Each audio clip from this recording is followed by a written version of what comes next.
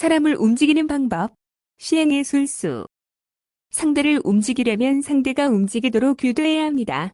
그러한 상황을 만들어주면 상대는 스스로 자진해서 그렇게 움직일 것입니다. 이쪽은 준비를 갖추어 놓고 기다리고 있으면 됩니다.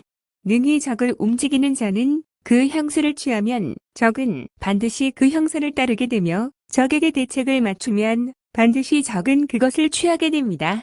이로써 이를 움직이고 그 후에 준비를 끝내고 이를 대기합니다. 이것이 시형의 술수입니다.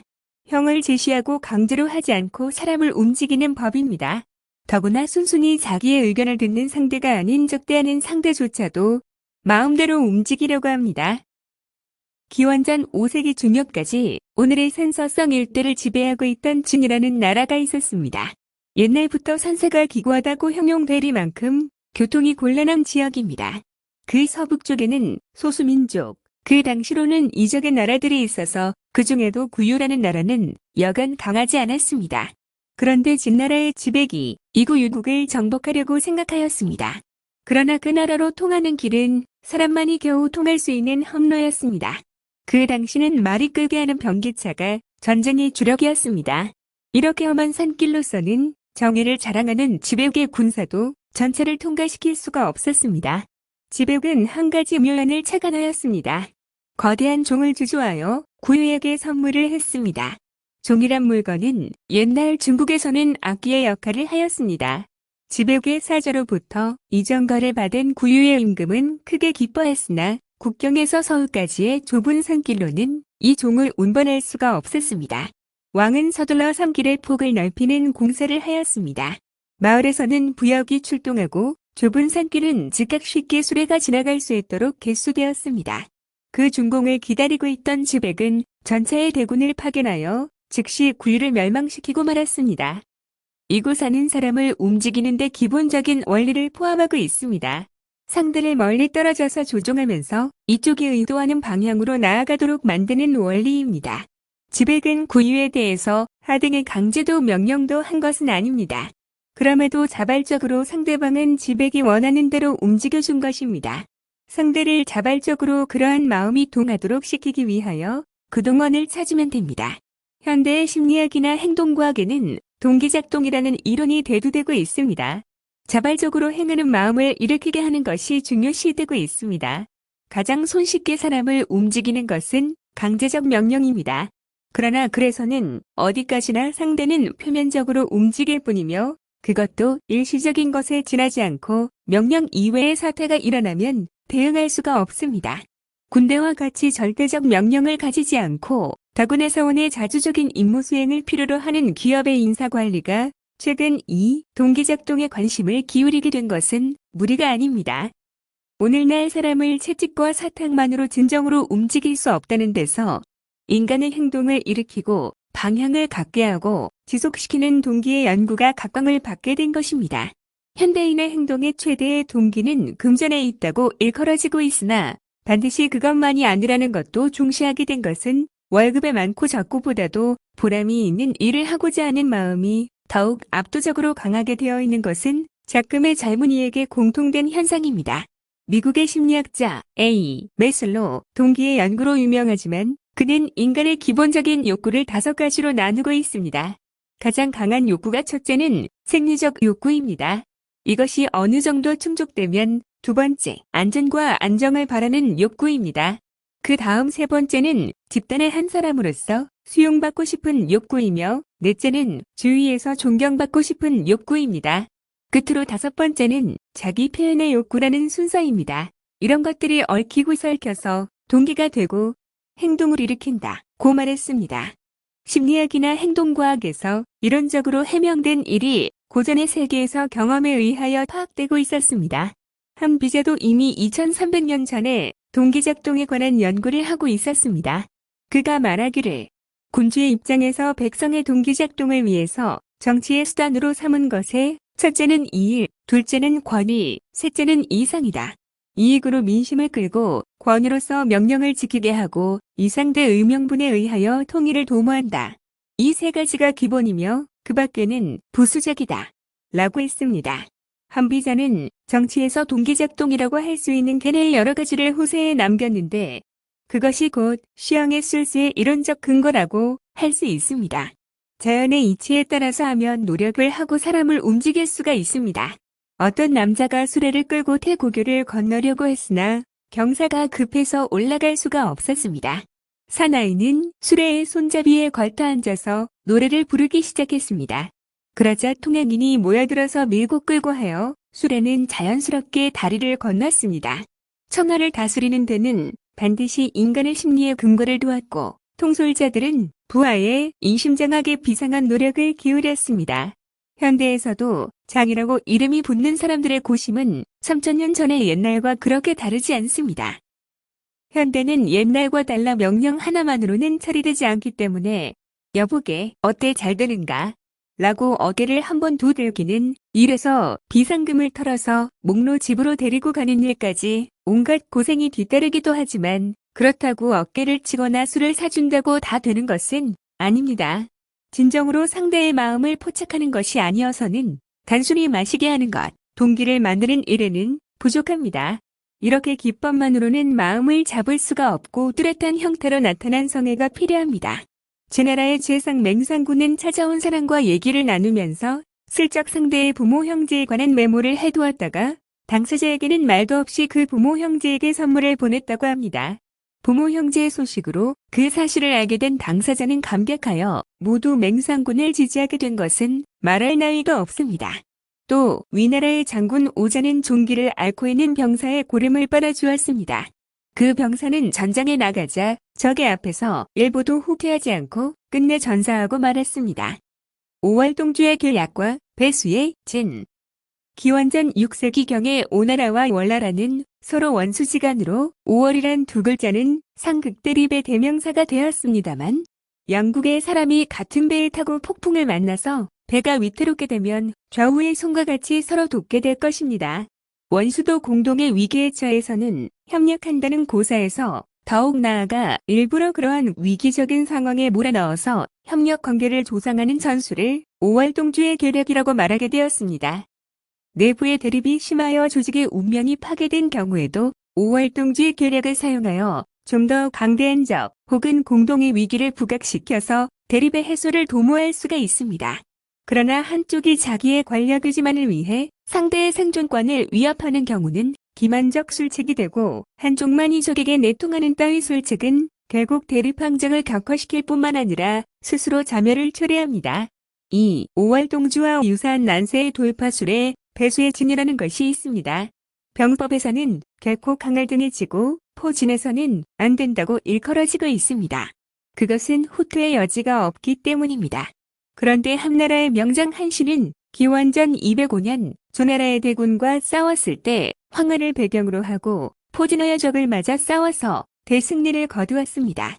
1만 명의 군사로 20만 명의 적을 섬멸한 기록적인 전투였습니다.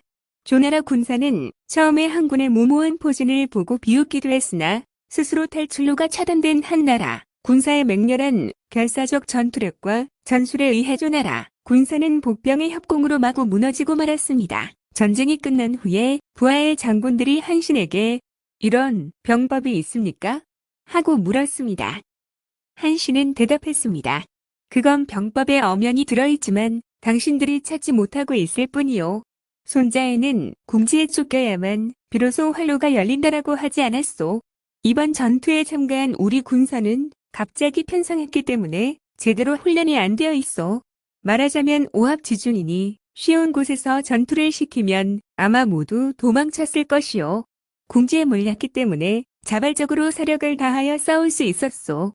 이 사력을 다하는 것이 승리에 필수하다는 것은 불이 났을 때 평소에는 들 수 없었던 무거운 물건을 움직이는 이치와 맞먹습니다. 오자는 이 원리를 실천하여 자기보다 10배가 되는 적을 격파한 일이 있습니다. 즉 오자가 초나라에서 발탁되기 이전에 위나라의 무후에게 일을 보던 때의 일습니다. 이웃나라 진국이 50만 명의 대군을 이끌고 쳐들어온다는 급보가 들어왔습니다. 위나라와 진나라는 항상 충돌을 거듭해왔으나 이번 사태는 심상치 않았습니다. 임금은 당황하여 장군인 오자를 인지의 서하에서 불렀습니다. 오자여, 우리나라에는 50만의 대군과 마주 싸울 힘은 도저히 없는데 어찌하면 좋겠소. 오자는 침착하게 대답했습니다. 50만쯤은 놀라실 것 없습니다. 우리 군사 5만 명만 있으면 됩니다. 그러나 지금까지 별로 공적이 없었던 사람만 모아주십시오. 위나라에서는 평소부터 오자의 건의에 따라서 엄격하게 공적평가법을 취하고 있었습니다. 가령 싸움이 끝난 후에 연석을 베풀면 사대부를 세 줄로 나누어 신분에 관계없이 맨 앞줄에는 최고의 공적절을, 다음은 중간줄을 앉히고 공적이 없는 자는 맨 후 열에 앉혀서 요리상과 그릇까지도 차별을 했다고 합니다. 오자의 말을 순간 임금은 자기가 잘못 들었는가 의심을 했습니다. 그러나 오자가 노리는 것은 지금까지 아무에게도 평가를 받지 못한 사람의 굴욕감을 역용하자는 것이 그의 속셈이었습니다. 필경 그들은 사력을 다할 것입니다. 한 사람이 죽음이 싫어서 미친 듯이 산으로 도망치면 1000명의 토벌대가 애를 먹습니다. 나는 굴욕을 풀겠다는 5만 명을 이끌고 사력을 다하는 힘을 발휘하도록 하겠습니다. 임금은 고개를 끄덕이고 5만 명에다 병자 500, 기병 3000을 동반시켜 출진케 했습니다. 그들은 결국 50만 진군을 격파하였습니다. 오자 자신이 이대 다소 불우한 처지에 밀려 있어서 그 자신의 심정과 행동이 바로 이 배수의 진해 작전에 이용된 것으로 여겨지고 있습니다. 우리나라 조선의 이순신 장군의 한산대첩도 그가 이미 죽기를 각오한 처지였다고 볼 때 역시 배수의 진의 전술에서 성공했다고 보아도 무방합니다. 배수의 진은 하여튼 평소의 능력을 100% 아니 120%로 발휘할 수 있는 직술이지만 역학적으로 볼 때는 압축된 에너지의 폭발력을 이용하자는 것입니다. 고양이도 달아날 구멍을 보고 쫓아라라는 우리 속담이 있습니다. 막다른 골목에 물리면 사람이나 짐승은 컴프레셔의 역할을 하게 됩니다. 그러니까 거꾸로 얘기하면 술책상으로는 막다른 골목의 적을 몰지 말라는 역설의 술책도 아울러 생각해두는 것이 현명합니다. 대세를 이용하는 술책. 싸움 잘하는 군은 개개인의 능력을 말하기보다는 세력의 작용을 중시하고 그 세력에 의하여 전체가 움직이게 합니다. 아주 이질본자의 존재는 무시해버리고 전체의 대세를 유리하게 조성하여 나가도록 노력합니다. 전투의 경우에 비추어 말하면 누구나 죽음을 두려워하지만 부대의 행동에 기세가 오르고 있을 때는 그러한 공포심이 희박해지고 비겁자도 당장의 용사가 됩니다. 크게 말하면 지배자가 여론을 꾸며내어 때의 흐름을 조작하여 그가 의도하는 방향으로 대중을 끌고 가려고 할 때 이 대세를 이용하는 술책을 쓰게 됩니다. 흐름이라는 것은 무서운 힘을 지니고 있습니다. 손자도 말했지만 경류가 암석도 뜨게 하는 것은 흐름의 힘입니다. 이 술책에서 특히 유의할 것은 대세를 소각하기 위하여 특정의 인간을 선발하거나 매스컴 기타 모든 동원 가능한 대상을 액티브하게 내세우는 술입니다. 즉, 대세는 무에서 만들어진 것이 아니다. 움직이기 시작하면 관성의 작용에 의하여 세력이 이루어져도 우선 그것을 시동시키는 원동력과 그것을 지속시키는 추진력을 맞는 인간과 도구가 필요한 것입니다. 이 인물을 선택하는 이유는 전체를 한꺼번에 움직이려고 해도 힘이 드니까 그 포인트를 조종하는 역할을 산출케 하기 위함이요. 일단 일이 추진되면 뒤는 어느 정도 저절로 움직이는 수도 있습니다. 이런 말도 있습니다. 나뭇잎을 하나하나 당겨도 필요할 뿐 나무는 흔들리지 않는다. 그 밑둥을 흔들면 지 입은 따라 움직인다. 대세의 동향에 대해서는 그 속의 개개인을 먼저 잘 판단해야 합니다. 동기와 타이밍의 이용법. 불을 땡기려면 가장 적합한 시간을 선택해야 한다. 말하자면 공기가 건조할 때가 바로 그때입니다. 이 말은 손자의 병법에 있는 화공술의 한 대목입니다. 사람의 마음에 불을 지를 경우도 같은 말을 할 수가 있습니다. 곧 일을 시작하는 동기와 시기에 따라서 상대의 반응은 전혀 다릅니다. 상대의 마음이 발화하기 쉬운 상태에 있을 때는 적은 자극으로도 불타오를 수가 있습니다. 사람을 다루려면 이 동기와 타이밍의 효과를 생각할 필요가 있습니다. 초나라 총신의 단이라는 인물이 있었습니다. 어느 날 강울이라는 책사로부터 이런 충고를 들었습니다. 물질을 매개로 한 교제는 그 물질이 없어지면 끝장이 나고 색향으로 맺어진 사이는 꽃이 시들면 인연도 끊어집니다. 애첩이든 충신이든 인간의 관계는 참으로 허무한 것이요. 당신은 지금 권세를 자랑하고 있습니다만 임금의 마음이 변하면 끝장이요. 임금과의 결합을 더 돈독히 해두시오. 그럼 어떻게 하면 되겠소? 단이 묻자 강울이 대답했습니다. 앞질러 임금이 만약의 경우에는 자기도 순사하겠다는 소원을 말해두시오. 그렇게 해둔다면 아마 절대 염려 없을 거요. 옳은 말씀이요. 나는 삼가 그 말을 지키겠소. 단은 이렇게 대답은 했으나 3년이 지나도록 순사를 진언한 눈치가 보이지 않았습니다. 강울이 하루는 궁금했습니다. 당신을 위해서 말씀하는데 별 도움이 되지 못한 것 같군요. 나 같은 사람이 말하니 소용이 없나 보군요. 이렇게 노골적인 불평을 털어놓자 단은 대답하였습니다. 결코 당신의 가르침을 소홀히 한 것이 아닙니다. 다만 그 호기를 얻을 수가 없었을 뿐이요. 얼마 후였습니다. 조왕은 운몽이라는 호소지대에서 사냥을 하였습니다. 현재 무안근교 지역 양자강과 항수가 합치는 곳이 되어 크고 작은 호수가 많아서 문자 그대로 꿈같은 명승지입니다. 네 마리 이끄는 마차가 참대나 들을 메우고 가지각색의 깃발과 잡은 짐승의 모습이 눈을 끌었습니다. 임금은 자기도 큰 들소를 쏘아서 한창 만족한 심정으로 황홀한 기분에 잠겨 문득 중얼거렸습니다. 정말 유쾌하군. 그러나 저승에서는 이런 즐거움이 있을까? 바로 그때 측근에 있던 단은 앞으로 나아가서 눈물을 띄우면서 말했습니다. 신하는 오늘날까지 임금의 곁에서 받들어 모셨습니다. 저승이라는 곳에는 반드시 함께 가서 사냥의 시중을 들고자 합니다. 임금은 크게 기뻐하며 즉시 단에게 영지를 나누어주고 안den군에 봉했습니다. 이것은 강울은 음모를 잘 꾸미고 다닌 그때를 아는 두 사람의 공동 이야기라고 하겠습니다. 지금 세상에는 순사라는 풍습은 없지만 죽음을 맹세한다는 말은 흔히 사용됩니다. 그러나 그 당시로서는 임금의 마음을 울리는 절호의 기회입니다. 현세에서 즐거움의 절정을 누릴 때 문득 죽음의 불안과 고독감을 느끼는 것은 비단 임금이 아니라 사랑하는 부부 사이에도 있을 수 있습니다. 그때 한마디, 당신과 함께 죽고 싶소. 라고 던지면 저녁상에는 진수성찬이 나올 것입니다. 매사는 그때와 용기가 중요하다는 것은 세상 말할 것도 없지만 역시 유의할 처세운입니다. 범인을 자수시키는 법. 초나라의 쿠데타에 얽힌 이 이야기는 말하자면 음모의 원형에 해당됩니다. 이것을 좀 더 복잡한 것으로 만들면 권모술수와 같은 것이 만들어집니다. 정적 때문에 암살된 사나이의 얘기를 하겠습니다. 기원전 4세기 전국시대의 한창 때 일입니다. 권모술수의 대가로 이름이 알려진 소진은 누구나 잘 아는 사건의 주인공입니다. 그가 닭뼈수를 차지 않는 인물이 될지언정 술꼬리가 되는 인물은 되지 말라. 고하여 약소국의 군주를 북새질한 것은 동양사를 조금만 공부한 사람이면 누구나 아는 내용입니다. 그는 전국시대의 여러 나라를 찾아다니며 강대한 진나라에 대항하기 위한 동맹을 추진하고 있었으나 마지막으로 간 곳은 제나라였습니다. 제나라는 오늘의 산동성 일대에 해당하는 해산물이 많고 풍족한 대국이었습니다. 여기서 소진은 과객의 대우를 받았습니다. 그 대우는 객경이라는 칭호로서 말하자면 장관격의 고문입니다. 그 당시는 인재 교류가 자유로워져 타국인이라도 높은 지위에 앉을 수 있고 장관을 겸할 수도 있었습니다. 마침 여러 나라의 내정이 자상한 소진은 쉽게 왕의 마음을 사로잡았으며 매사에 상담을 맡게 되었습니다. 제나라의 고관들은 이 때문에 마음이 언짢았습니다.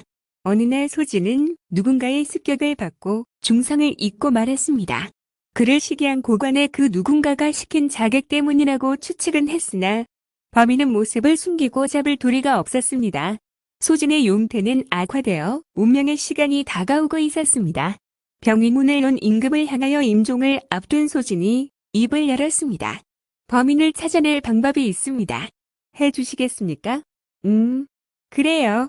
해드리고 말고. 제가 죽거든. 소진은 연나라의 첩자였다는 것이 판명되었다고 보고해 주십시오. 그리고 나의 시체를 수레에 묶어 찢는 형에 처하고 거리에 내놓으십시오. 그렇게 하면 반드시 범인을 잡을 수가 있을 것입니다. 얼마 후에 그는 절명하고 말았습니다. 임금은 그의 유언대로 행하자 과연 범인이 자진해서 나타났습니다. 상금을 탈 수 있을 것으로 생각한 모양입니다. 임금은 즉각 그 사나이를 잡아서 처형하였습니다. 이것은 소진이 죽은 후에도 남을 움직여 범인을 잡는 술수의 한 방법입니다. 소진이 살아서 고관들의 시기를 방지할 수 없었다는 것은 어떤 관 모술수의 대가에게도 끝장은 있다는 것과 흔히 말하기를 촌멸실이라는 어휘로 설명할 수가 있는 것입니다. 끝까지 시청해 주셔서 감사합니다.